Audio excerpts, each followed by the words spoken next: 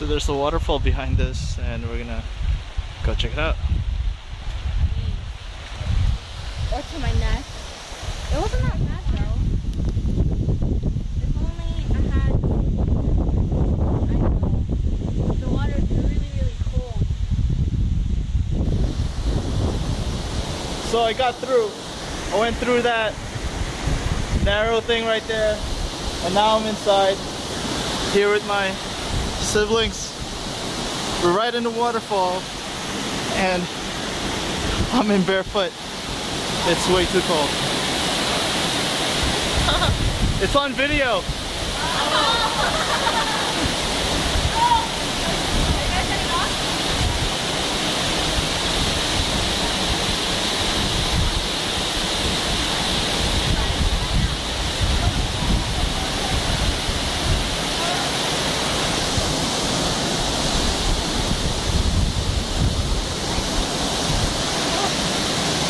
I told you why it was worth it.